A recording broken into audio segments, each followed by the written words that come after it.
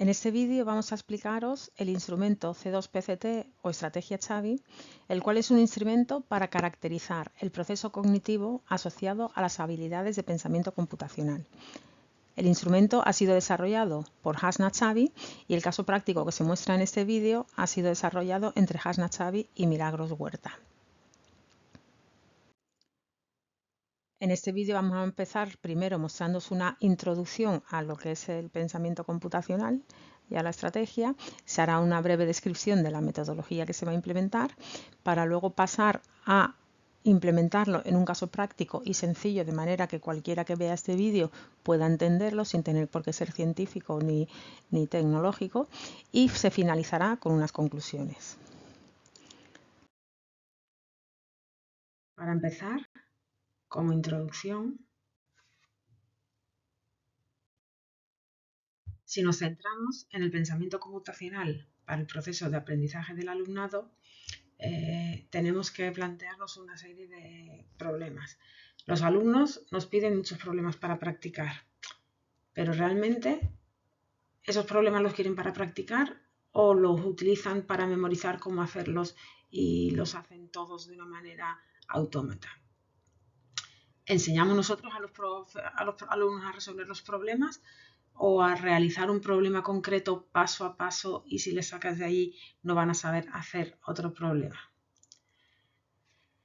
Hemos comprobado en alguna ocasión que si cambiamos un problema tipo en lo que es un dato del problema por una solución y viceversa, muchas ocasiones no son capaces de hacerlo. ¿Por qué? Porque realmente no les hemos enseñado a resolver el problema, sino les hemos enseñado de manera autómata, a hacer un problema sin pensar qué es lo que están resolviendo. Por lo tanto, hemos llegado a la conclusión que hay que enseñar a interpretar todos los datos del problema para que el alumno sepa qué datos necesita, qué datos le falta, y así responder a lo que se les pregunta, porque en algunas ocasiones estamos detectando que incluso ni siquiera responden a los que se les pregunta. Para ello, hemos visto necesario enseñarles una estrategia de resolución de problemas, y aquí es donde ponemos la estrategia Xavi, la cual está basada en el pensamiento computacional.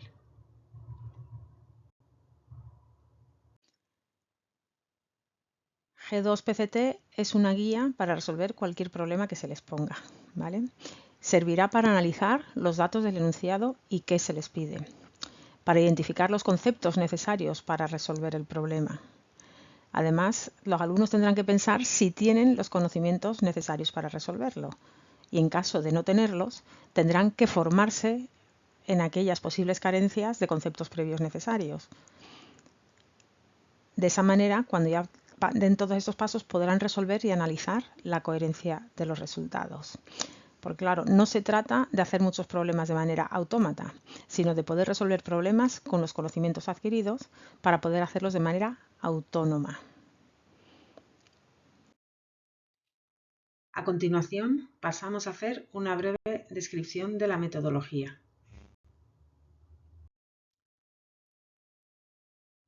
La estrategia Xavi o estructura C2PCT puede considerarse como un andamiaje que utiliza el poder de las preguntas para guiar a los alumnos a través de un proceso estructurado de resolución de problemas.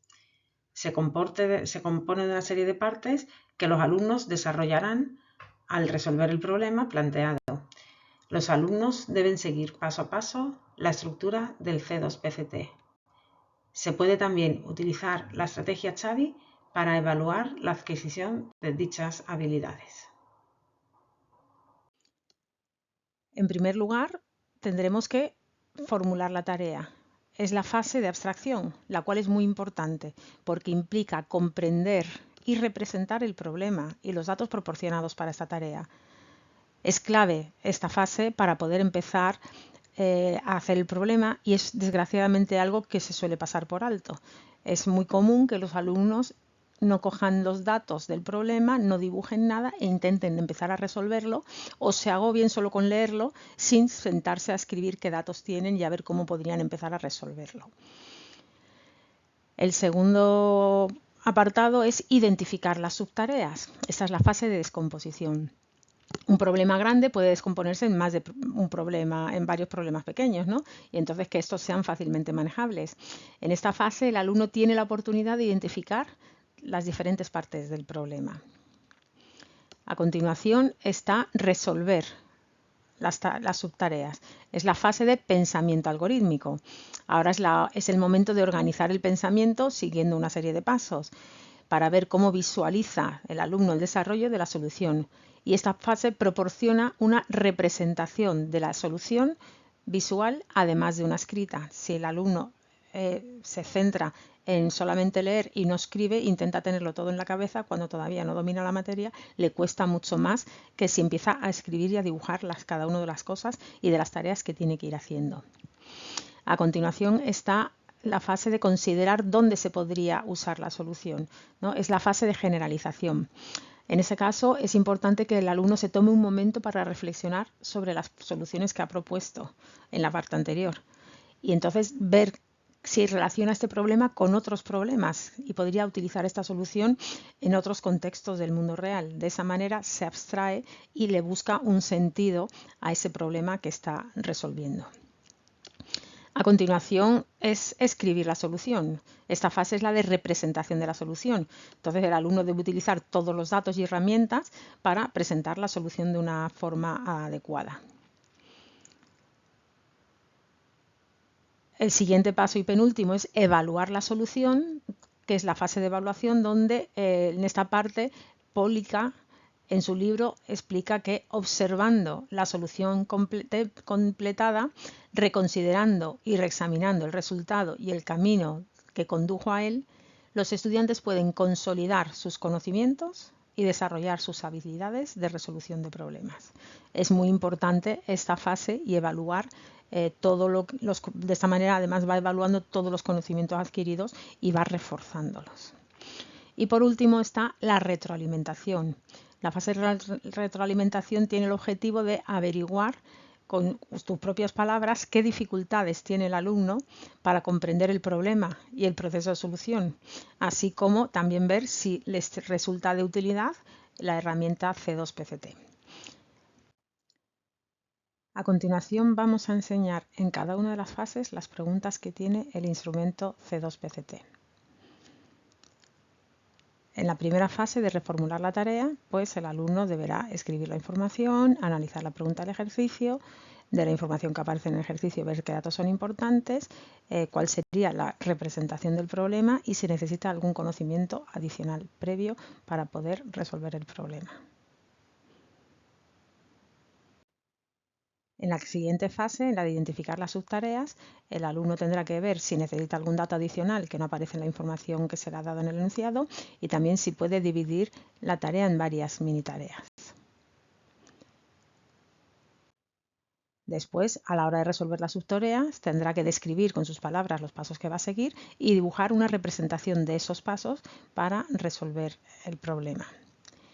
Luego tendrá que considerar dónde se podría usar la solución en otro contexto, qué otro tipo de problema podría resolver con las preguntas del apartado anterior y si podría modificarlo un poco. A continuación tendrá que escribir la solución. Ahora es el momento ya de responder a la pregunta y empezar a resolver analíticamente el problema y ver qué solución le va a ofrecer al profesor. Para a continuación evaluar la solución, ¿no? Tiene que evaluar el resultado que obtuviste y si la solución es la mejor solución o puede sugerir una solución mejor. Una vez hecho el problema, pues a lo mejor cuando ha terminado se da cuenta que podría haberlo resuelto de una manera más sencilla.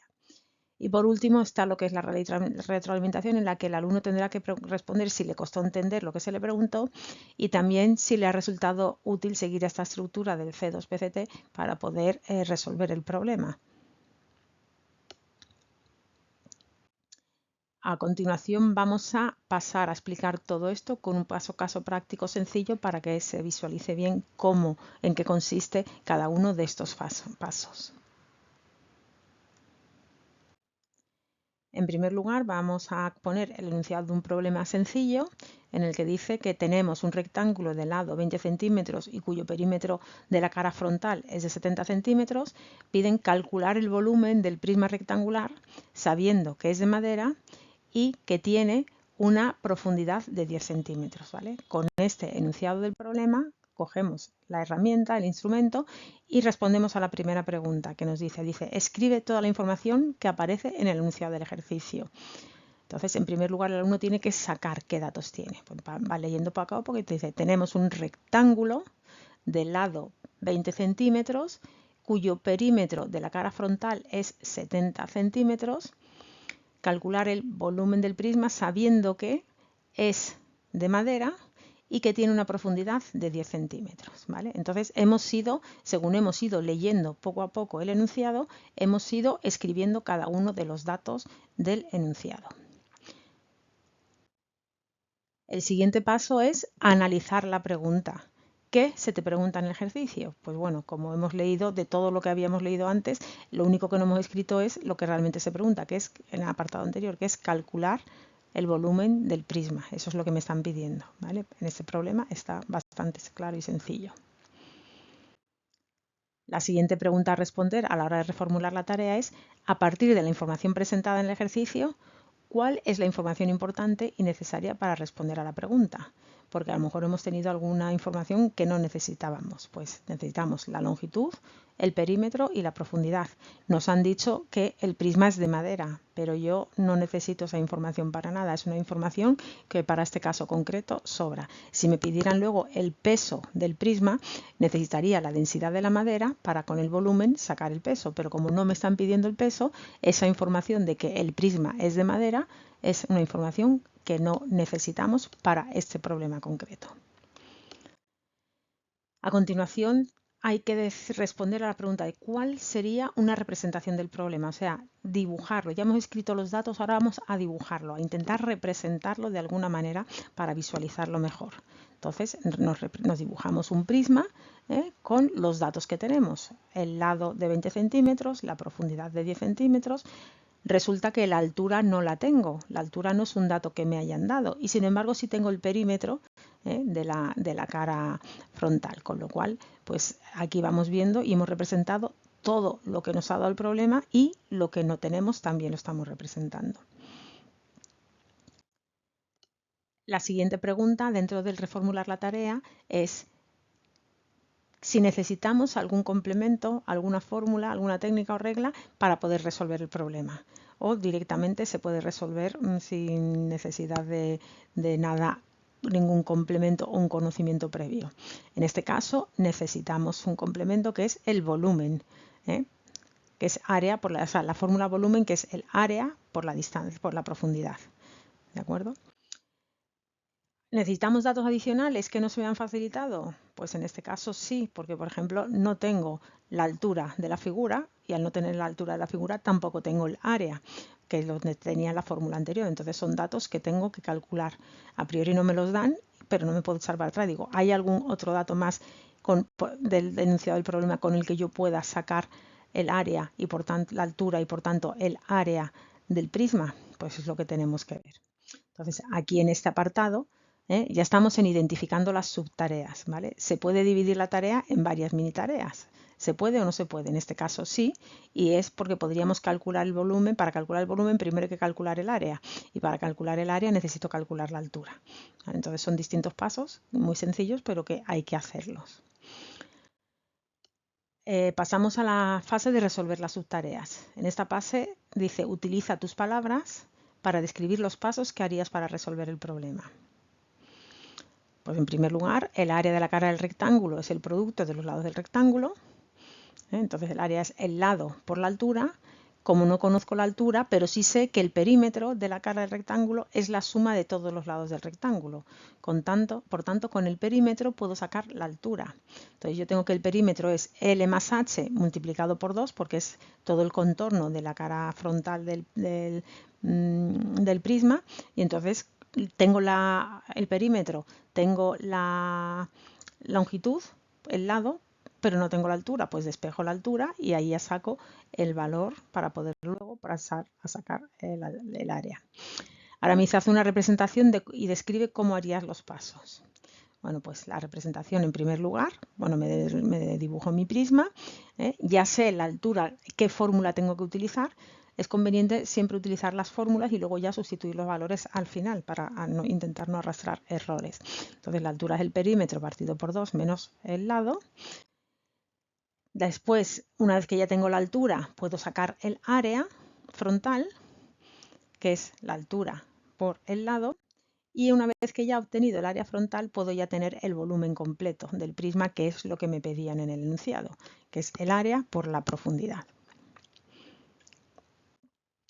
A continuación pasamos a la fase 4, que es la de considerar dónde se podría usar la solución del contexto. ¿Qué otro tipo de problema podemos resolver con esa solución? ¿En qué situación de contexto podríamos entrar para un problema de estas características? Pues para cualquier otra figura geométrica, un cubo, un cilindro, una esfera, una pirámide, lo único que tendremos diferente son las fórmulas del volumen, del área, pero por lo demás el método en sí, pues este tipo de problemas pues nos puede servir para todas estas figuras, ¿de acuerdo? Entonces simplemente teniendo distintas fórmulas de volúmenes con distintas variables, pues ya podremos resolver problemas de este tipo, ¿vale? Entonces, con esto estamos viendo que este tipo de problemas sirve para figuras geométricas, cualquier figura geométrica. Lo único que necesitaremos es distintas fórmulas para cada una de ellas, pero el problema es el mismo. A continuación pasamos a la fase quinta, que es la de escribir la solución, y ahora es cuando empezamos a responder al profesor. Aquí es donde normalmente empiezan los alumnos al principio a hacer el ejercicio, empiezan del tirón. Aquí voy a intentar resolver del tirón sin haber pensado antes todos los pasos anteriores. Entonces, bueno, pues ya sabemos, hemos sacado la fórmula de cómo podríamos sacar la altura, sustituimos los datos y obtenemos que la altura para ese perímetro concreto es de 15 centímetros. Ya una vez que tenemos la altura podemos sacar el área, que es el lado por la altura, nos sale 300 centímetros cuadrados. Y por último, ya una vez que ya tengo el área, puedo sacar el volumen, que es el área por la profundidad. Entonces, los 300 centímetros cuadrados por los 10 centímetros de profundidad nos salen 3.000 centímetros cúbicos. Así que ya tenemos la solución, que es el volumen igual a 3.000 centímetros cúbicos. Una vez escrita la solución, vamos a evaluar si es una solución coherente. ¿Tiene sentido el resultado obtenido? Entonces tendríamos que volvernos a la pregunta 1-2 y ver si estamos respondiendo a lo que se nos preguntaba. Se nos preguntaba, tengo aquí el enunciado, se nos preguntaba calcular el volumen del prisma y es lo que hemos hecho. ¿Y tiene sentido ese resultado? Pues si nos hubiera salido un valor negativo, pues tendríamos que decir que no, porque el volumen nunca puede ser negativo.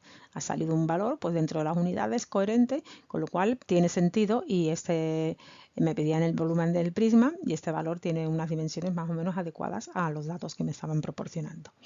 Si vemos que no tiene sentido, tendríamos que volver al principio y repasar los datos por si nos hemos equivocado en alguno de los cálculos o despejando alguna de las ecuaciones. A continuación, analizamos, ¿esta es la mejor solución que podría haber hecho o se me ocurre que pueda hacer una solución mejor? Una vez que he hecho el problema, a lo mejor analizándolo y lo he hecho despacio, puedo ver que hay una solución más rápida y eficaz. Entonces, en este caso, esta no era la mejor solución. ¿Por qué? Porque hemos hecho pasos intermedios que a lo mejor nos los podíamos haber ahorrado. ¿Cómo podríamos hacerlo? Pues simplemente podría haber calculado el volumen directamente sin introducir el área como un dato aparte, sino metiendo directamente todos los lados del prisma. El lado por la altura, por la profundidad, es el volumen, es otra fórmula de volumen. De esta manera lo hacemos de un solo paso, lo hacemos más rápido. Bueno, en este caso es muy sencillo, hay otros casos en los que a lo mejor el paso no nos ahorra muchos más pasos si lo hacemos de otra manera más sencilla, ¿no? Y analizando bien lo que hemos hecho. Una vez que hemos hecho el problema, podemos analizar si lo podríamos haber hecho más rápido y con menos pasos intermedios y que nos puedan llevar a confusión o error. Y por último ya, en la fase de retroalimentación, pues tenemos que ver si hemos tenido alguna dificultad a la hora de entender lo que se perdía en este ejercicio. Realmente, pues en este caso, sí. ¿Y qué es lo que se pedía? Que al principio no era capaz de calcular el volumen porque me faltaba la altura. Entonces, hasta que no me di cuenta que me daban el perímetro de la cara frontal y que con el perímetro podía sacar la altura, pues no me di cuenta que podía sacar el volumen. Si yo solo leo el enunciado y yo veo que me falta la altura, pues digo, no puedo sacarlo porque me falta un dato. Sin embargo, si lo analizo despacio y veo que me están dando un dato que es el perímetro, que con el perímetro y uno de los lados puedo sacar el otro lado, pues entonces digo, no me falta ningún dato y puedo resolver el problema. En esta siguiente fase de retroalimentación nos preguntamos, ¿te ha resultado útil seguir esta estructura para resolver el problema? Tienes que ver si en un principio parece que hemos tardado mucho tiempo. Claro, las primeras veces, cuando sigas esta herramienta, las primeras veces te va a llevar un poquito de tiempo, pero si le coges el truco y te acostumbras a hacer los problemas de esta manera, pues realmente la respuesta, espero que sea, cada uno tendrá su propia respuesta, espero que sea que sí, porque de esa manera te tiene que ayudar a estructurar el pensamiento, ¿no? Siguiendo los pasos para resolver el problema. Si la respuesta es que no, indícame el por qué.